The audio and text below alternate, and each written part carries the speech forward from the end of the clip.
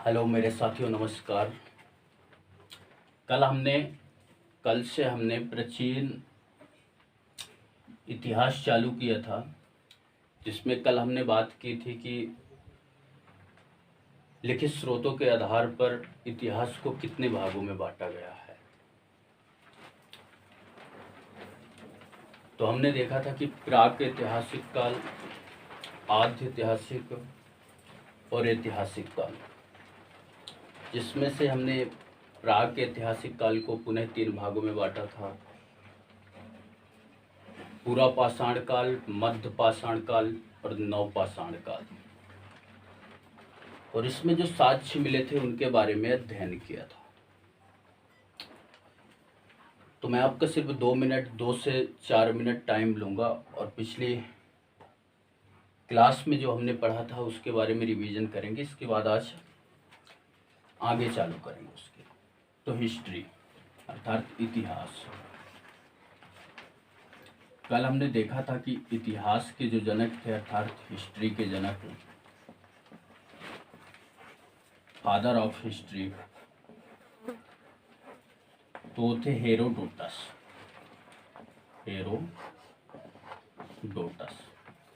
याद रखने का जो तरीका बताया था, एच से हिस्ट्री और एच से हेरोडोटस। और फिर इतिहास को हमने देखा था कि 3 भागों पर बांटा गया है। पहला प्राक ऐतिहासिक काल, दूसरा आद्य और तीसरा ऐतिहासिक काल।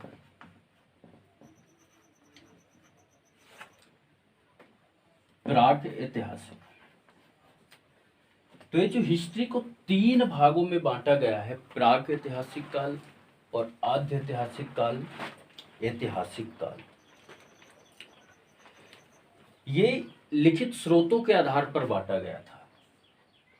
लिखित स्रोतों के आधार पर बांटने का मतलब ये हुआ कि जिसमें लिखित साक्ष्य, जिसमें ना तो कुछ लिखित साक्ष्य मिला है तो उसको हम प्राक ऐतिहासिक काल बोले। जिसमें लिखित साक्ष्य मिले हैं लेकिन उन्हें पढ़ा नहीं गया, उसे हम आद्य ऐतिहासिक काल, जैसे सिंधु सभ्यता हो गई, मोहनजोदड़ो हो गया, हड़प्पा सभ्यता हो गई। फिर ये ऐतिहासिक काल में जिसमें लिखित साक्ष्य भी मिले हैं और जिन्हें आसानी से पढ़ा भी गया है।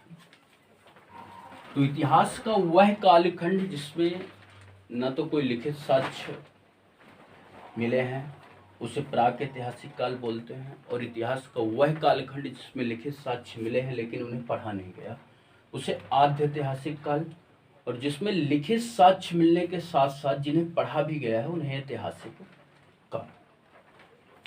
और जो लिखित स्रोत के आधार पर इतिहास को बांटने का काम किया उनका नाम था जॉन ब्रुक्स।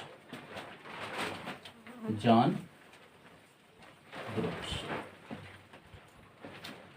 तो क्वेश्चन पूछता है, इतिहास को लिखित स्रोतों के आधार पर बांटने वाले वैज्ञानिक का नाम था जॉन ब्रुक्स, अर्थात इतिहासकार का नाम था जॉन ब्रुक्स। हमने फिर देखा कि इतिहास को, प्राक इतिहास काल को पाषाण काल भी कहते हैं। पाषाण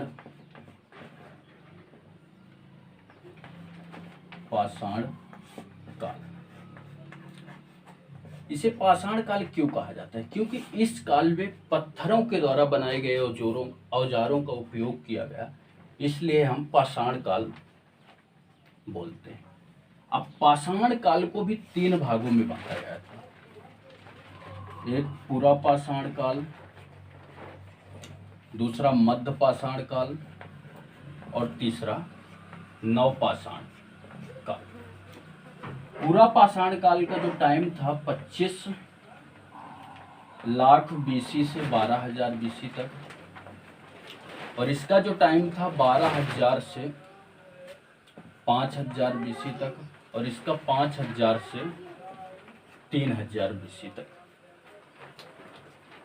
पूरा पाषाण काल में मानव जो था वो अखेटक था, अर्थात शिकारी था। वो अपने खाने पीने के लिए शिकार किया करता था। शिकारी होने के साथ साथ वह खाद्य संग्राहक था और खाना बदोश था। लेकिन जो इसमें सबसे बड़ी उपलब्धि मानव हासिल की वो आग की खोज। आग की खोज अर्थात पूरा पाषाण काल में मानव द्वारा आग की खोज की गई। और मानव उस समय कैसा था? आदि मानव था, अखेटक था, खाद्य संग्राहक था। इसके बाद हम मध्य पाषाण काल की बात करें तो मध्य पाषाण काल में मानव द्वारा अंत्योष्टीकरण की शुरुआत की गई थी। अंत्योष्टि का मतलब ये होता है कि कोई व्यक्ति मर जाता है, जब खत्म हो जाता है उसे दफनाने उफनाने को अंत्योष्टीकरण कहते हैं। और इस काल में पत्थरों के छोटे छोटे औजारों का उपयोग करना मानव द्वारा सीख लिया गया था। पत्थरों के छोटे छोटे औजारों का उपयोग करना, छोटे छोटे औजारों को उपयोग करना, जिन्हें माइक्रो लीथ कहते हैं। माइक्रो मतलब छोटा, लीथ मीन्स पत्थर। हर पत्थरों के छोटे छोटे औजारों का उपयोग करना मानव ने यहां से प्रारंभ कर दिया था। अब क्या होता है कि हमने कल पढ़ा था कि पशुपालन अर्थात पशुपालन की जो प्रारंभिक शुरुआत थी वो नवपाषाण काल से मानी जाती थी, जिसमें मानव द्वारा पाला गया पहला पशु था कुत्ता। लेकिन नवीनतम खोज के अनुसार पशुपालन की जो शुरुआत हुई थी वो मध्य पाषाण काल से शुरू हो गई थी। लेकिन यहां पर जो पशुपालन की शुरुआत हुई वो व्यवस्थित नहीं थी बल्कि अव्यवस्थित थी। तो अव्यवस्थित ढंग से पशुपालन की शुरुआत मध्य पाषाण काल से शुरू हुई थी। और जो इसके पहले साक्ष्य मिले हैं अर्थात पशुपालन के प्रथम साक्ष्य वो आदमगढ़ से मिले हैं। जगह आपको याद रखना है आदमगढ़। हम पढ़ रहे थे मध्य पाषाण काल के बारे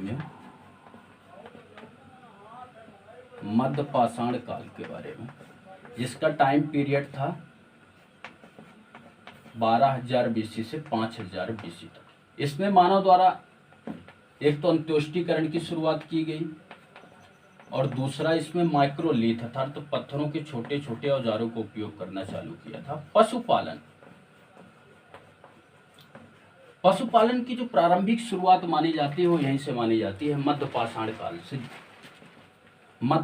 काल से। जो इसके साक्ष्य मिले हैं वो आदमगढ़ अर्थात मध्य प्रदेश में एक जगह है, वहां से अव्यवस्थित ढंग से पशुपालन की शुरुआत मानी जाती है। अर्थात पशुपालन की अव्यवस्थित ढंग से शुरुआत मध्य पाषाण काल से ही शुरू हुई थी, लेकिन आगे चल के नवपाषाण काल में व्यवस्थित ढंग से पशुपालन की शुरुआत चालू हुई थी। तो मध्य पाषाण काल में आपको 3-4 बातों का याद रखना है। एक तो बात यह है कि अंत्योष्टीकरण की शुरुआत मध्य पाषाण काल से शुरू हुई, साथ ही साथ पत्थरों के छोटे छोटे औजारों को उपयोग करना मानव ने सीख लिया था। और जो अव्यवस्थित ढंग से पशुपालन की शुरुआत मानी जाती है वो मध्य पाषाण काल से मानी जाती है। और जगह आदमगढ़ अर्थात मध्य प्रदेश। अब हम बात करेंगे नवपाषाण काल के बारे में। और नवपाषाण काल के बारे में पूरी जानकारी लेंगे।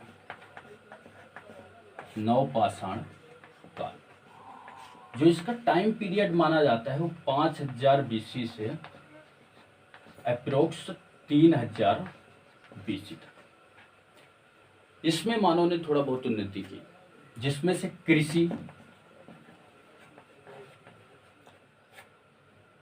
कृषि को पढ़ेंगे, पशुपालन को पढ़ेंगे, साथ ही साथ इसमें मृद भांड की खोज की अर्थात मिट्टी के बनाए गए बर्तनों का, और साथ ही साथ इसमें पहिए की खोज मानव द्वारा कर ली गई थी। पहिए की खोज। अब हम एक एक करके पढ़ेंगे। पहले कृषि के बारे में पढ़ेंगे, इसके बाद पशुपालन, फिर मृदभांड अर्थात पहिए की खोज लास्ट में। कृषि के बारे में जो जहां से साक्ष्य मिले हम उसके बारे में देखेंगे। कृषि पूछ लेता है मानव द्वारा सबसे पहले किस चीज की खेती की गई थी, तो वो जौ और गेहूं की गई थी। जौ और गेहूं की मानव द्वारा सबसे पहले जौ और गेहूं की खेती स्टार्ट की गई थी। अभी जो जौ की खेती है ये सबसे पहले ईरान में की गई, और गेहूं के जो साक्ष्य मिले हैं वो पाकिस्तान में मिले हैं। ईरान अर्थात पाकिस्तान में गेहूं की खेती के साक्ष्य मिले हैं, और जौ की खेती के साक्ष्य ईरान में मिले हैं। पाकिस्तान में लगभग 7000 BC पूर्व ये देखने को मिला है। अब आप लोगों के मन में एक डाउट उत्पन्न हो रहा होगा कि सर आप बोल रहे हैं कि नवपाषाण काल की शुरुआत तो 5000 BC पूर्व से 3000 BC पूर्व तक मानी जाती है, लेकिन आप नवपाषाण काल में बता रहे हैं कि 7000 BC पूर्व खेती देखने को मिली है। तो एक बात याद रखना बच्चों कि कोई भी जो दो समय है एक साथ साथ चलता है। जैसे आप दिल्ली में देख लो तो कोई एरिया डेवलप होगी और किसी एरिया पर ज़्यादा विकास नहीं होगा, लेकिन दोनों समय साथ साथ देखने को मिलते हैं। एक में 7000 BC का भी देखने को मिलेगा और एक में 5000 BC का। तो यहाँ पे आप डाउट मत होइएगा क्योंकि दोनों समय साथ साथ चलते हैं।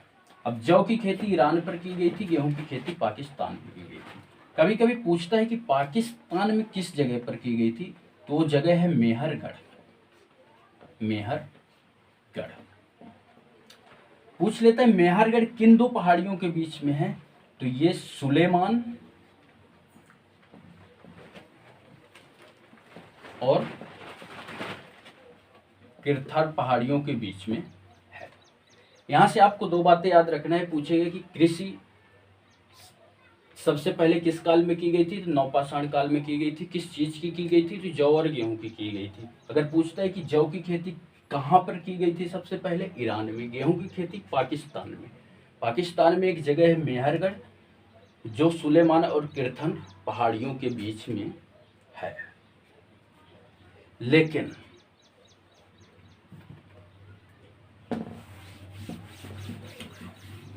एक बात याद रखना, अभी एक नवीनतम खोज की गई है पुरातात्विक विभाग के द्वारा,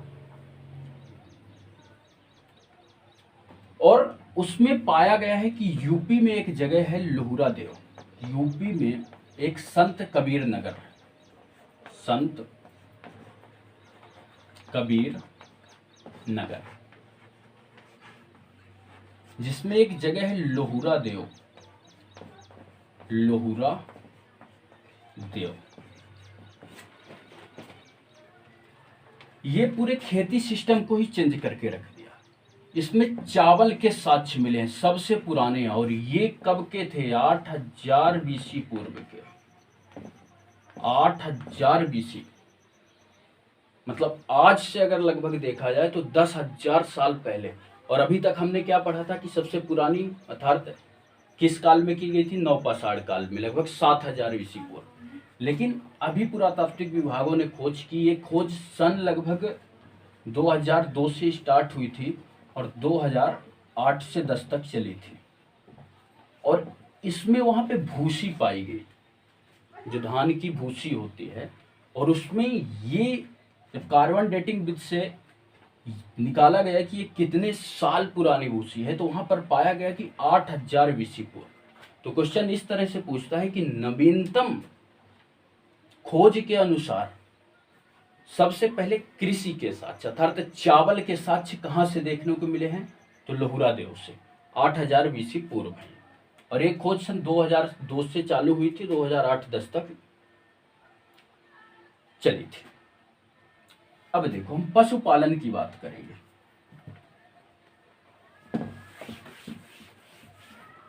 पशुपालन इसी काल से शुरू हुआ था, नवपाषाण काल में। और मानव द्वारा जो सबसे पहला पशु पाला गया था वो था कुत्ता। कुत्ता देखो, अभी जस्ट इसके पहले मध्यपाषाण काल में मैंने बताया कि पशुपालन की शुरुआत वहां से मानी जाती है, अर्थात मध्यपाषाण काल से। लेकिन वहां पे अव्यवस्थित ढंग से पशुपालन की शुरुआत थी, मतलब कोई पालता था कोई नहीं पालता था, कोई भी चीज इकट्ठा थोड़ी ना चालू हो जाती है। और व्यवस्थित ढंग से जो पशुपालन की शुरुआत हुई थी वो नवपाषाण काल से हुई थी, नवपाषाण काल से। तो दोनों बातों में डिफरेंस है। अगर क्वेश्चन पूछता है व्यवस्थित ढंग से पशुपालन की शुरुआत कब हुई थी तो नवपाषाण काल, अव्यवस्थित ढंग से पशुपालन की शुरुआत तो वहां पर आपको टिक करना है मध्यपाषाण काल से शुरू हुई थी। अब मृदभांड, मृदभांड के बारे में कल आपको बता चुका हूं कि मिट्टी से बने हुए बर्तन को मृदभांड कहते हैं। और साथ ही साथ हमने बताया था मनका। इसके जो साक्ष्य देखने को मिले हैं ये हस्तिनापुर से देखने को मिले, हस्तिनापुर। एक बात बताओ, मनका अर्थात जो रगा चगा होता है, रंगा चगा, वो आप सोच सकते हो किस रंग का हो सकता है? अर्थात रंग को बोलते हैं वर्ण। किस रंग का हो सकता है मनका?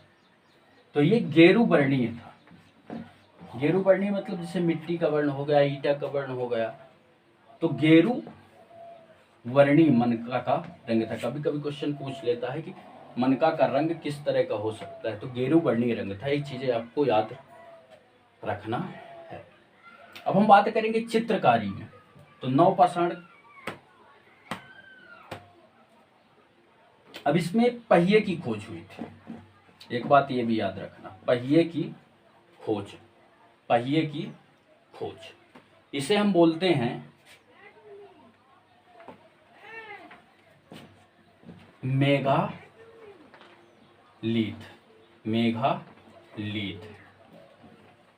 मेगालीथ, इस चीज को आप समझना।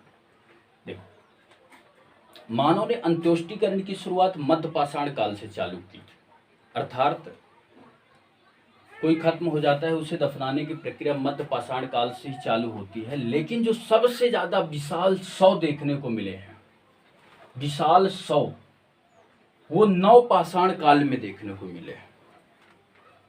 विशाल शव नवपाषाण काल में देखने को मिले हैं। तो विशाल को क्या बोलते हैं? मेघा। विशाल शव भी इसी काल में देखने को मिले हैं, आपको याद रखना है, नवपाषाण काल में। विशाल को बोलते हैं मेगालीथ, अर्थात मेगालीथ।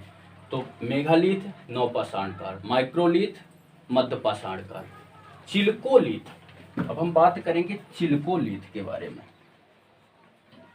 चिल्कोलीथ भी याद रखना आपको।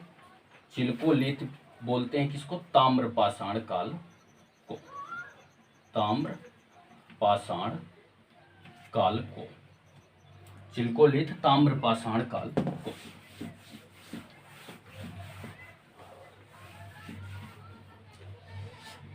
अब हम देखते हैं कि कौन से साक्ष्य कहां से मिले हैं, उनके बारे में एक बार नजर डालेंगे। तो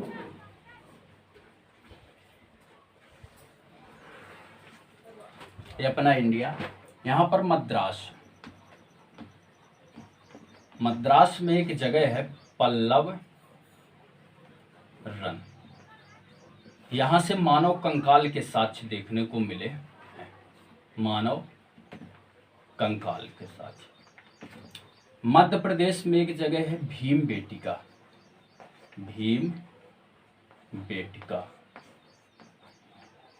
भीमबेटका के बारे में थोड़ा जानते हैं। भीमबेटका अगर पूछता है कौन से जिले में, तो रायसेन जिले में है। अगर पूछता है कौन सी पहाड़ियों में, विंध्याचल की पहाड़ियों में। घाटी पूछता है तो नर्मदा घाटी के ऊपर। यहां से चित्रकारी के साक्ष्य मिले हैं, चित्रकारी। और ये जो चित्रकारी थी, तो आप बता सकते हो कौन सी चित्रकारी थी? गुफा चित्रकारी थी, भित्ति चित्रकारी थी, या पत्थर चित्रकारी थी? तो ये जो चित्रकारी थी गुफा के अंदर बनाई गई थी, इसलिए इसे बोलते हैं गुफा चित्रकारी। इसके बारे में सारी बातें याद रखना है कि चित्रकारी के साथ भीमबेटका से देखने को मिले हैं, किस जिले में है, रायसेन जिले में है, किन पहाड़ियों पर है, विंध्याचल की पहाड़ियों पर, और किस नदी घाटी पर, तो नर्मदा घाटी पर। कौन सी चित्रकारी है, तो गुफा चित्रकारी है। अब देखो उत्तर प्रदेश में एक जगह है कोलडीहवा। कोलडीहवा, यहां से चावल के साक्ष्य देखने को मिले हैं। जम्मू कश्मीर में एक जगह है बुर्ज होम।